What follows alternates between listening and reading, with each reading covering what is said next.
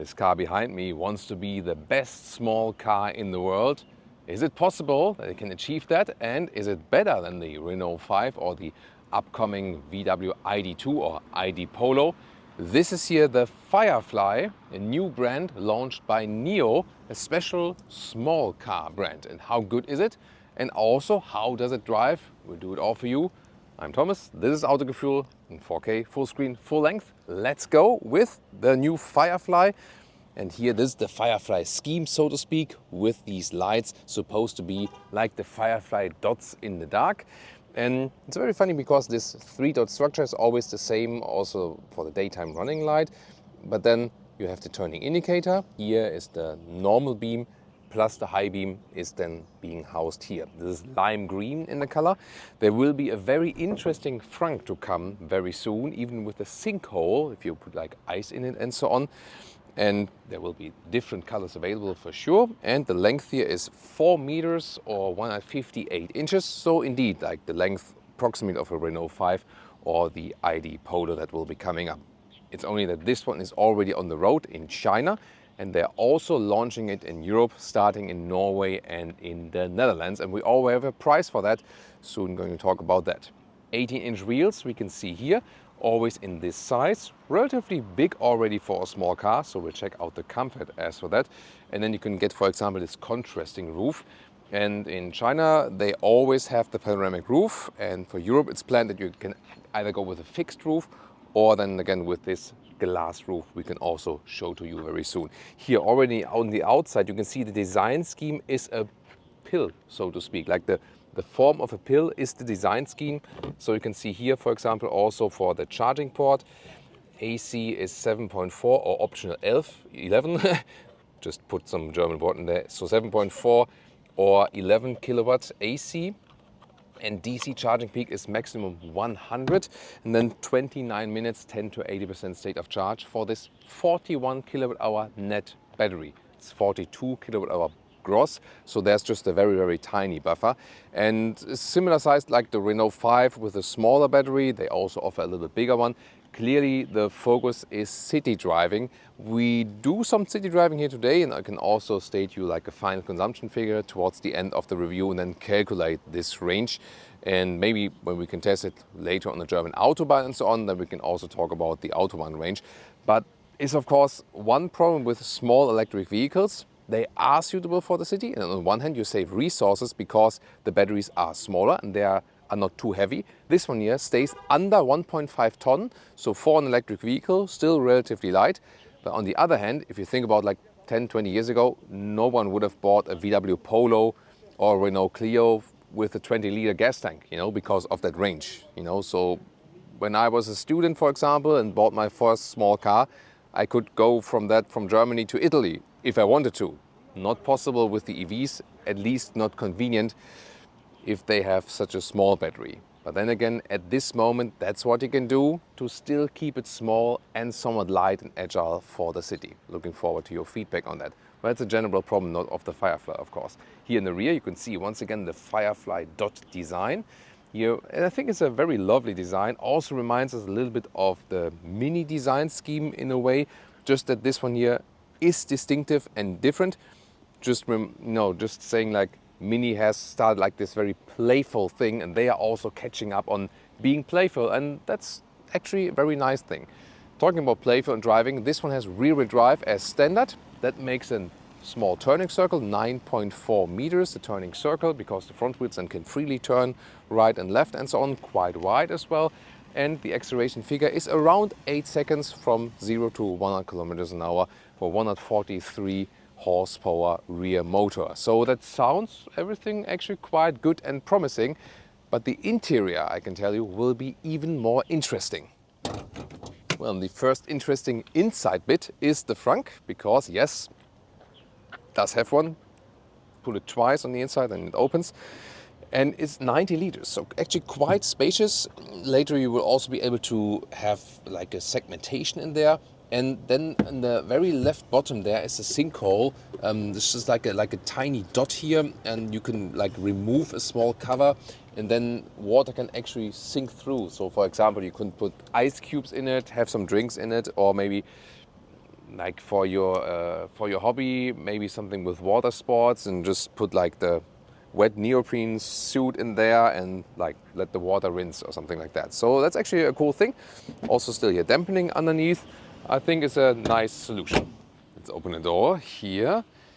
These door hands, they come towards you also when you open the vehicle like this, and then door closing sound, pretty solid. Rear as well, so solid closing sound. Then inside of the doors, here is also somewhat soft and structured. Then here in this higher trim, you also have the microfiber inserts. Classic 4 window levers for all the windows. Yeah, even the Mercedes CLA only has 2 anymore. Yeah, and then here, this is the only hard pack part in here, the inside of the doors. And then the first look here at steering wheel and the seats and so on, rather minimalistic design, but still also with digital instruments. And this whole vehicle is actually made with animal-free materials on the interior. Welcome to this very interesting cockpit with a main 13-inch infotainment screen. Soon more details to that. Switch gear here. This is then for the gear selection, park mode there, left side, also real stalks for the turning indicators and also for the wipers, for example. Steering wheel can be adjusted up and down, in and out, and it's really small and yeah, this almost, again, this pill design here for this steering wheel. And then we have in this higher trim here also a microfiber cladding at the dashboard, here also with some leatherette. In the top part here, a big sound bar and the middle vents. Then we have a classic manual glove box like this. It's actually pretty large, gotta say that. And also a free floor here, so you have a spacious feeling. And that's why I also don't get any problem with my knees, because there are some small cars with this continued middle tunnel where it's really narrow than for the knees when you are like a tall person. Cup holders are also somewhat adaptive, at least one here in the front. This is where you either put your key card, or when you have it like your key on your phone, what is like the initial sense of that, then you just put your phone here, and this is also the ventilation for the key card. Yeah, for the ventilation, that the key card doesn't get hot. Yeah, so usually the key card is your phone, and then it's cooled here, and at the same time it's charged inductively. Then here you can fold up this and store something like a phone here, for example, and you can fold the whole thing up and then have more storage. And underneath there are 2 USB-C chargers. And here once again the seats, they're really comfortable and plush, and here in the higher trim with the microfiber, and the lower trim would be that you have fabric here, leatherette on the outside. Yeah, you can argue back and forth what's better. It also has this perforation here. This one maybe if you want to wipe it cleaner and, you know, more like this slick look. And the fabric seats could be maybe like a little bit warmer in winter, a little bit colder in summertime, so depending on what you like. This being the high trim also has the electric seat on the passenger side here, which is on the one hand cool and convenient, also here with the electric lumbar support. However, another feature then, which is unique with this vehicle, is then not put in it because it has the electric seats. If you would have the manual seats, and you could lift this one here up as well, and then you also have a nice storage underneath the passenger seat. However, again, not possible here with the electric version. And the headroom here with the glass roof with 189, 6'2". Yeah, there's still plenty of headroom left, no problem. It gets a little bit narrow here when I go to the left side, and you can see already from this perspective probably that the seats are not the longest ones, so to speak. So yeah, I mean, it's not maybe the most ideal seating position for a tall driver. That's maybe something, but if you're a little bit smaller than me, then it's also no problem. Driver POV, a left side button here is to activate the level 2 assistance systems. Right side here, this depends. Here, for example, is also a mute button, or you can program it that when we hold it, it comes to this 360-degree camera view, and you see also how quick it actually is. That's pretty cool. And this one here also controls the volume up and down.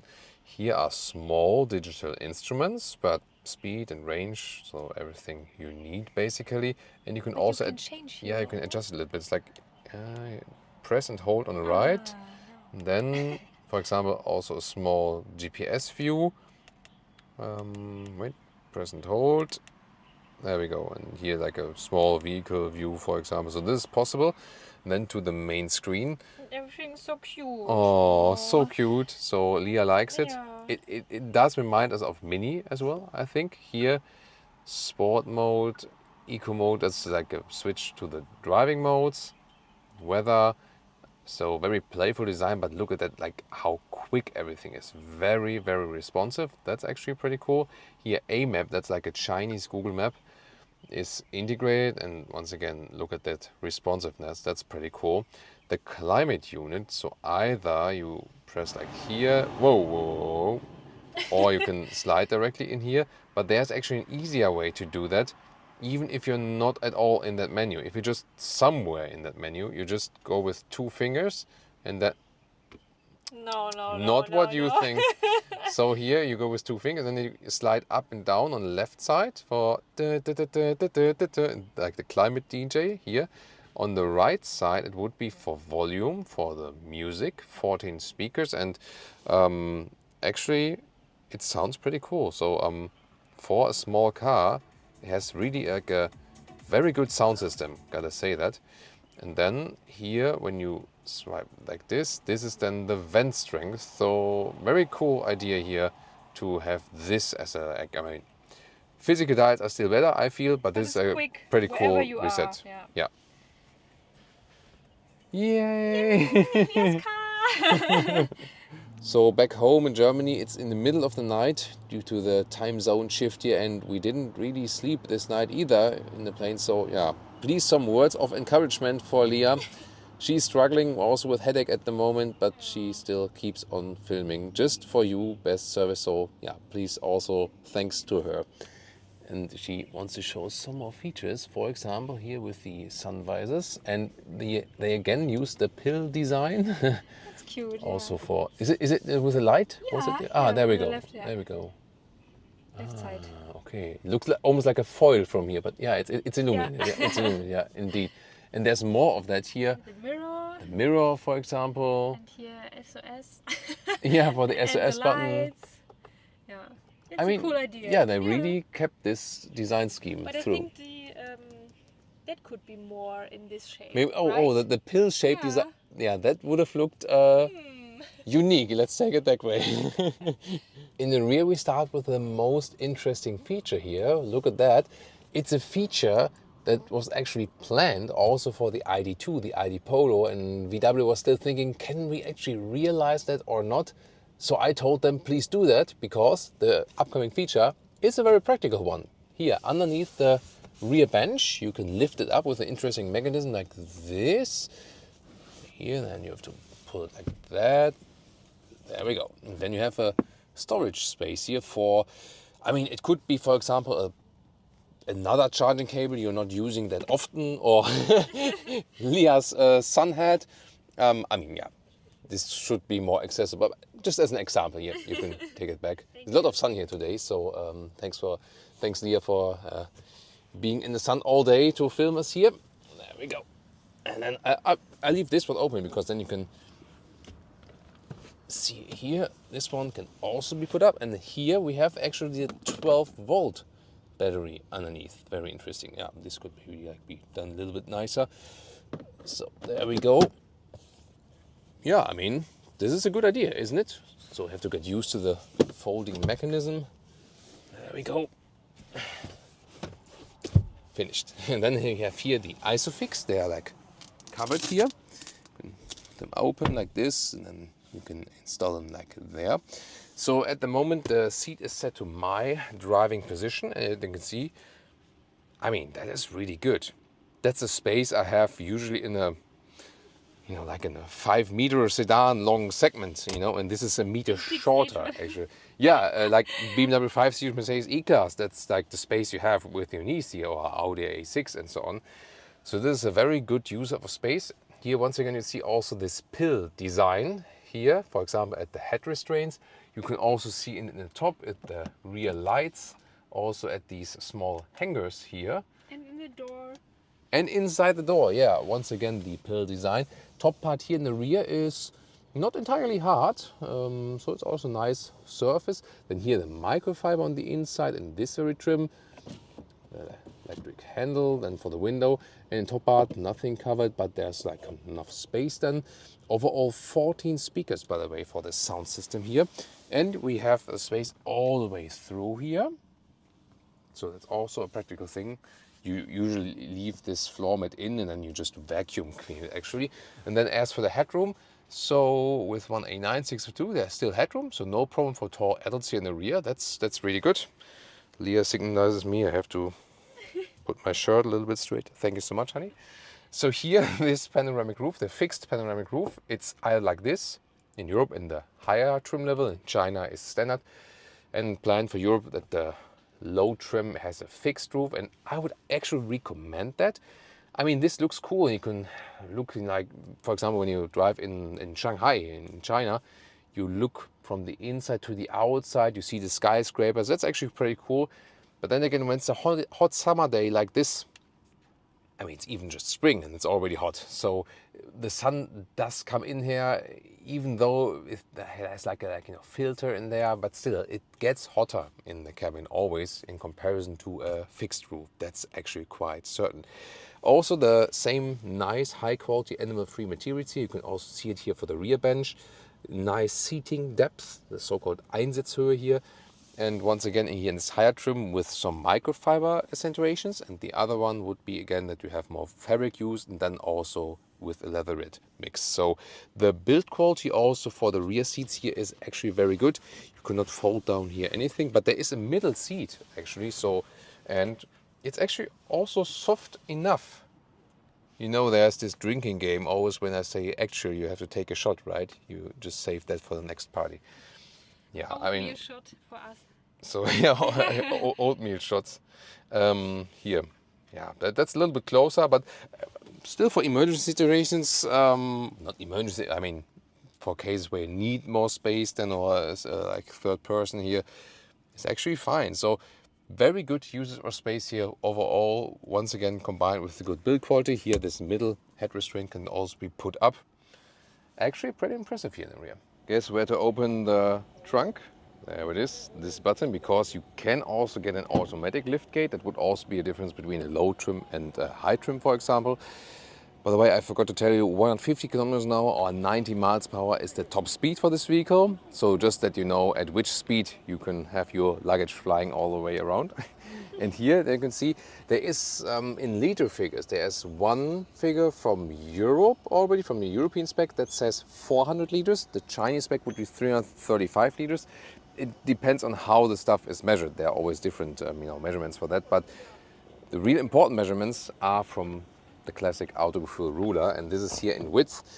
Here, yeah, about 95 in centimeters or 37 inches. Then we have the height here at the maximum level, here about 30 inches or 77 centimeters. And here we have some 29 inches or 74 centimeters. You can see here the luggage fits easily in, also a little bit more. This is also pretty low, this ground here already, because if you see, I could lift it up, but there's not much more underneath there. Very interesting. And then we can also fold this. And once again here, this pill scheme, design scheme, everything is designed like a pill, like here. And then I can also put it around here. There we go. And then we have the total length. You can see here, it doesn't fold that flat. And here the total length would be some 57 inches or 1 meters 45. Just want to check if I would pull up the head restraints a little bit more, if we can go lower. That should be possible. Let's see here. Yeah, I see here. A little bit lower would be possible if I pull up the head restraints, but not much more actually. Let's start driving the Firefly. And we're here in a narrow parking lot. Ideal condition for this vehicle here, because it is indeed tiny, but that's exactly what it's made for. Easy steering, and you immediately feel that you can basically turn on standstill, so a very narrow turning circle, wheel drive, and then the front wheels can also turn in pretty easily and so on.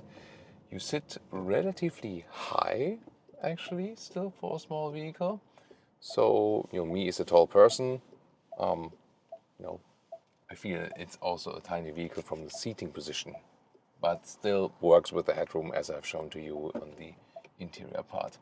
And this is exactly here about Chinese traffic. You always have to watch out. Someone can be coming from anywhere basically. There we go. So, and we will drive. Oh, so it has a nice acceleration.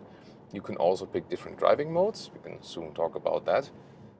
The usual acceleration figure to 100 kilometers an hour from 0 is about 8 seconds. Interesting turning indicator sound, right? Isn't it? Yeah, and you have this very compact steering wheel, so that rather makes like a, let's say, sporty atmosphere. 18-inch wheels, so we went through this pothole there. Also going to comment on the comfort and suspension and so on. Standing still here, there's a lot going on around us here, and it's relatively silent, I would say. This panoramic roof here, as I said earlier, is an option. So the base model would have like a fixed roof. This one here with the panoramic roof might be a little bit louder than on the motorway and so on. And of course, it's a quite nice and warm day here today, and you feel that the sun does come in to the panoramic roof, definitely. In general, as for like the knees and so on, when I'm sitting here and driving, you see it's the good thing that we have this open space here. So we both have long legs, so they can move around freely here in that middle part. We also have the vehicle controls here. Driving, I can, for example, put it to the sport mode here. Then we also have a good acceleration. That's interesting. It also shows me like how long the traffic light is still on red, and then I can soon accelerate out here. There we go. Yeah, it's once again here, like all the forms you can see have this pill form, like the rear view mirror, and also when you turn on this one here, the mirror here, and they kept this design philosophy all the way around the vehicle. Right, let's accelerate a little bit. Woo. Yeah, that was a little bit stronger punch than in the sport mode, so definitely goes quickly in the city. That's the good thing about the EVs.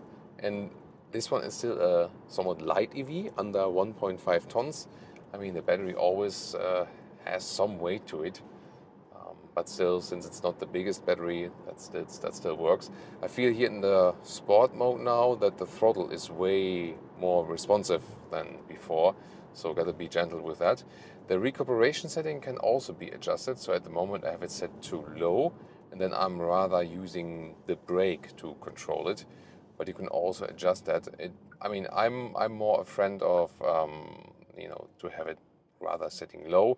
You can also set it standard, high, or automatic will also be possible, and also a one pedal driving mode is possible.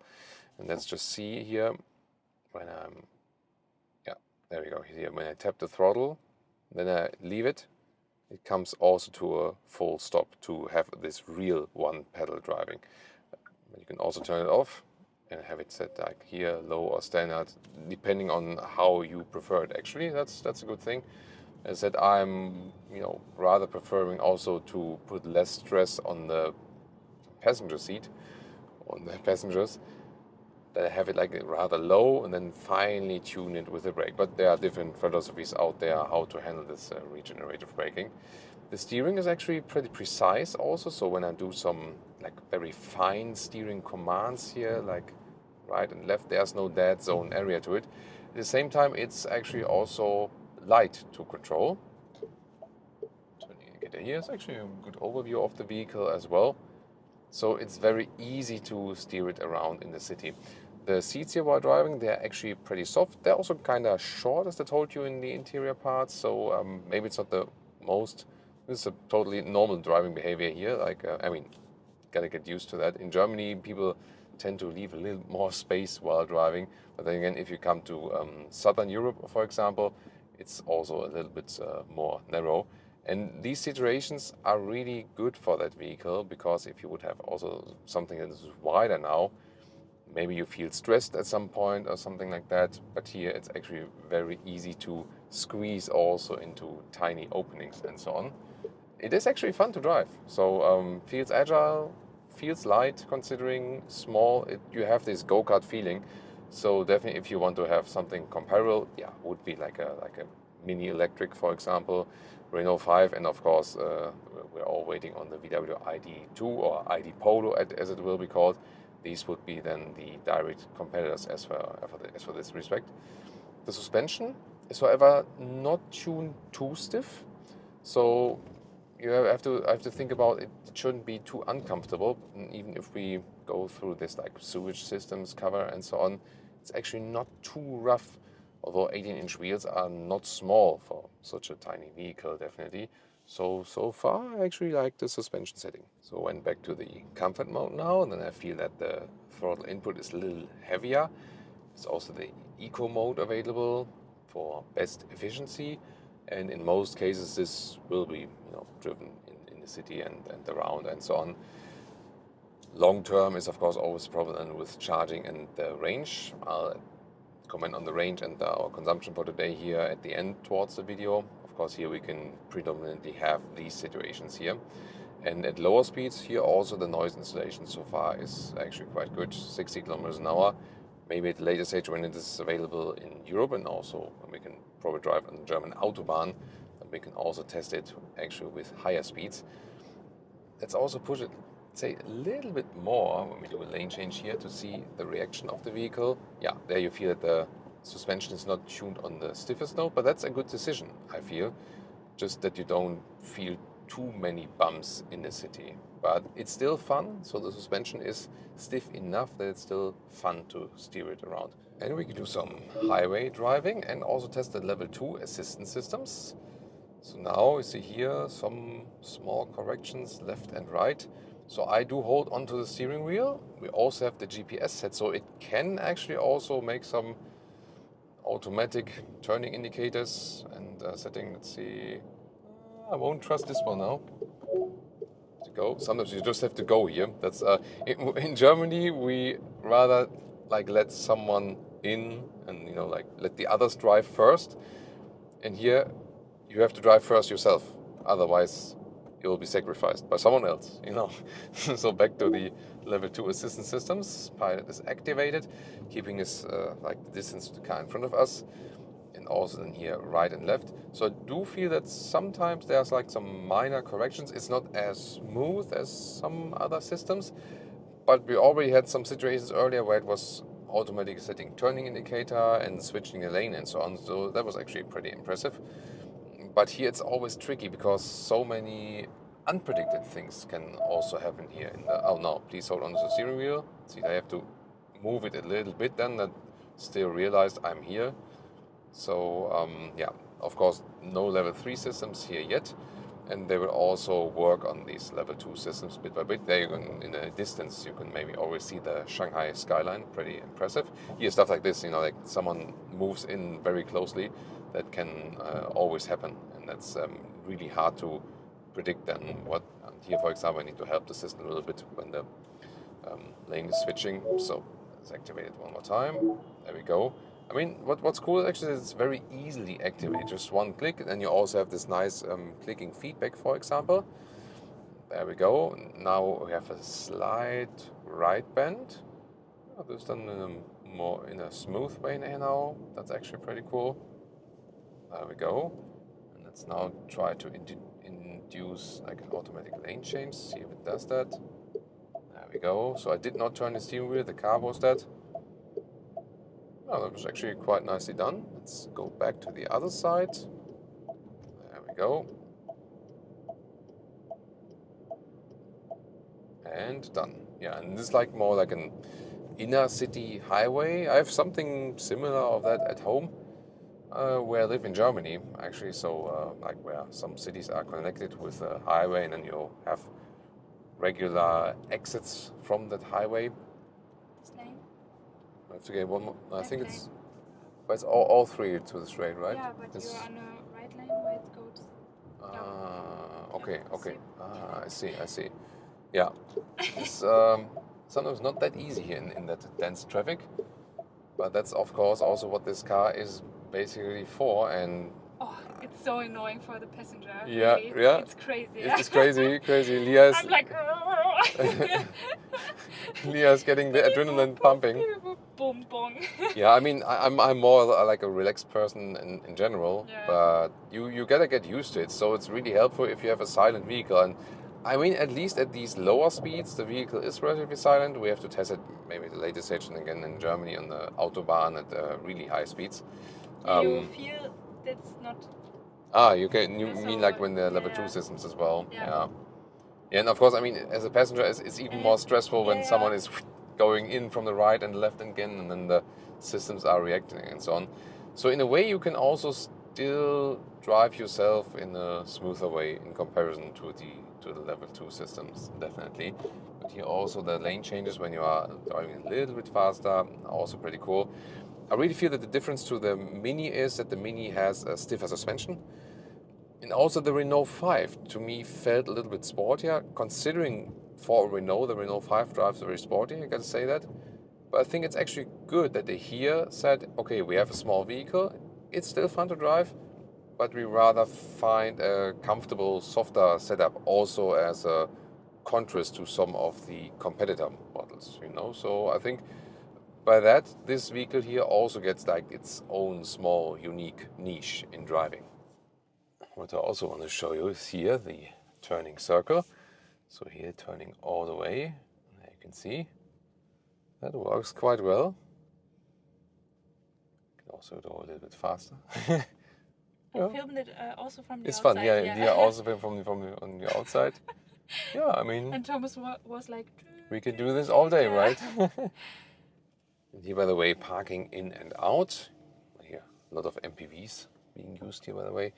Here is just very easy to ease this one here into a parking lot. And here with this 3D surround view, we can also see if we stand correctly inside the two lines. This is then the view to the front or to the rear when I switch it around. And I also have these helping lines when I want to park in reverse. That's free, that's fine. So let's see, there we go. And then they kind of predict where I will be going, that they also go in there in a smooth way. This is, could be maybe a little bit better from the resolution, but you have to consider it's already quite big and wide. Yes. This is automatic parking. So this was the first one, the manual parking, but we can also try the automatic parking, of course. So yeah, this lazy Leah. Let's see. So what the cars. Slot found. Keep vehicles stationary. Maybe this one. There we go. yeah, this one, the yellow one. Release brake pedal. Oh, you see, there was a BR still in the code. Well, a visual, basically showing us the back end. Let's see how smooth and how quick this goes. Oh, even shows like here the centimeter value. I could have done this faster myself. But these, I mean, there's not many overcorrections or something like that. So, oh, there we go. I mean, similar system like we've seen in the Tesla. I think pretty much flawless. So in warm conditions here and also rather slower speed city traffic, of course then ideal consumption figures, so something even close below 12 kilowatt hours on 100 kilometers. That's more than 5 miles per kilowatt hour. And that would mean a real world range for this case then of more than 300 kilometers and more than 200 miles. Here even some 340 kilometers. Yeah, that's the ideal case. Of course, when we can maybe later test it also on the German Autobahn at higher speeds, consumption will go up, range will go down. But if you really keep this city scenario, what this car is mainly meant for, then it will be something around that, at least then also in summertime. And as for the prices, well, in China you can also get it for around 20,000 euros, but you cannot really compare it because the market here is even really more competitive as for fierce pricing battles.